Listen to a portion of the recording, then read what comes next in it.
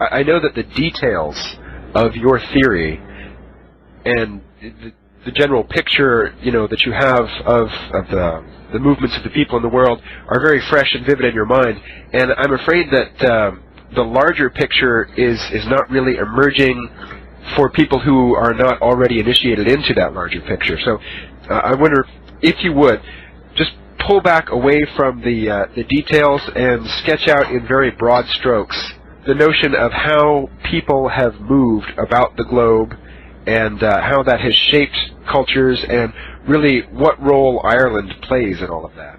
Well, that is to me, one of the most fascinating subjects that anyone could ever look into, and it has to actually, its roots are in at least one global, if not cosmic, cataclysm. And when I say cosmic, I mean reaching out into our solar system. There was some event that happened about 50,000 years ago that was just awful, an Earth cataclysm. And I dealt with that in the first book I wrote, which was on Atlantis. But then there is a great deal of evidence that about 13,500 years ago, there was another kind of cataclysm of equal, if not slightly less. Again, one can't be very sure, but something absolutely ginormous took place. An enormous cataclysm. So big, so violent, and so global that future, less important, not less important, but less grand cataclysms, for instance, deserts drying up, the submersion of certain land masses, ice drift, which of course is what the Ice Age theorists have picked up upon, you see. So we're framing all of this in a different way. But it turns out about 13,500 years ago something happened that there's ripple effects down through the millennia. 6,000 years BC.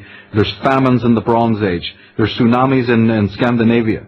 There's a drying up of deserts in Africa that used to be fertile crescents.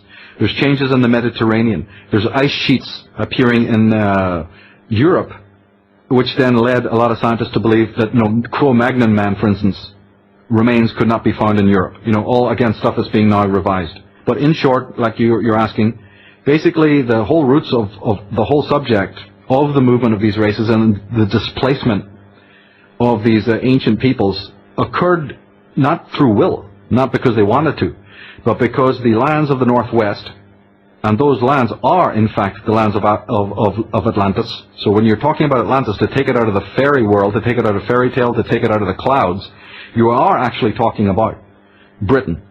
You may also be talking about northern Scotland, you see, Scandinavia, Iceland, Denmark, and even you may be talking about the Arctic as being one great fertile continent of ancient times. There's a lot of corroboration in the science world for this, recent discoveries, etc. Now, the devastation that hit the globe was particularly destructive there. And so what happened then is that those people, just as you saw in the Indonesian tsunami, people just don't sit around, having cups of tea when a tsunami hits. They're forced to move, and move very quickly. So the same kind of thing happened in ancient times in the lands of the Northwest, forcing these people that then enter into history as the Celts, the Gaels, the Goths, the Nordics, the Teutons, and so on. And in my work, there is no problem, absolutely no problem whatsoever, in accepting that these individuals from these hemispheres, you see, then had to move. And they moved southward, and they moved eastward. And we find out from their own records that they did so, and you find out from the records of the people that they visited that this was so. These records will talk about things like the coming of the brothers, the coming of the gods, the coming of the Pahona, the coming of, Quetzalcoatl, etc.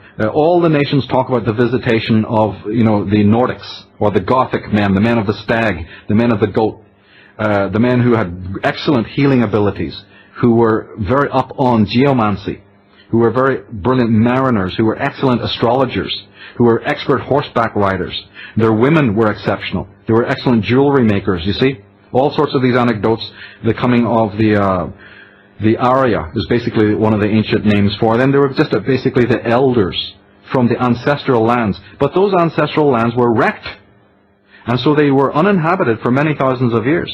And this then assisted later historians to create the concoction of history that we know today, in which it seems very plausible that, in fact, elements of civilization came out of the East. Like you said, the cradle being perhaps Mesopotamia and India.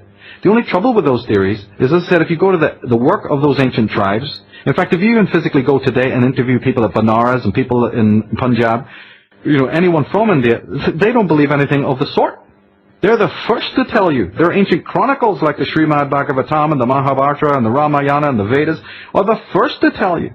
A study of their king lists corroborate the fact that their cultures and their civilizations were either completely brought in by migrants from the West, or that there was a meeting, a very amicable meeting halfway. So in my work I do not say, you see, that there was no civilizations in the East. But the powerful elements, the zodiac, for instance, you see, and certain other elements of writing can be found, and they bear these Western elements. So when a scholar like L.A. Waddell, Commons Beaumont, Conor McDarry, and in an American context, two people that Americans should know about KMO, which is Ignatius Donnelly, as I mentioned before. He was a good friend of Abraham Lincoln. And the great Barry Fell. But then you also have in recent times, more in a biblical context, the John Allegros. And now, of course, in recent years, you have even more scholars, coming out a little bit higher profile to bring these controversial ideas together. But you see, the Earth went through these physical changes. And this prompted then the mass migration of Western people, Northwestern peoples, into the lands. It is no more preposterous to believe that than it is to accept, as everybody accepts, that after the rise of Christianity, wandering monks migrated on foot or on horseback throughout the world to bring the teachings of Christ. You see this in the movie. If people are a bit shaky on that theory, pick up the movie The Name of the Rose with Sean Connery, which exactly will show you that the Franciscan and Dominican monks, had a habit of traveling throughout the world to preach the gospel. Well, if they could do it, is there something sort of different with the human being who was a member of the Arya, a millennia before? If Marco Polo could manage it, why is it preposterous to believe, you see, that other great people would have accepted it? And as I said, if you go to the legends of Greece, the Greeks know that the school of Pythagoras was actually started by a character known as Abaris. It's in the ancient Hermetic texts that the school of Pythagoras was visited before its inception and was greatly inspired by a Scythian, that means a Western Scythian, by the name of Abaris. So within certain esoteric traditions, you see, and as I said, even within the legends and the histories of these Eastern peoples, they're the first to tell you. The very word Iran is a Farsi word meaning Aryan. So, and words like Syria and Saqqara, you see, and like I said, Benares, and so many other word roots. There's a whole study of this to show these Western elements in Egypt and in Mesopotamia and in the lands of the East. And what I'm focused on is this fascinating thesis.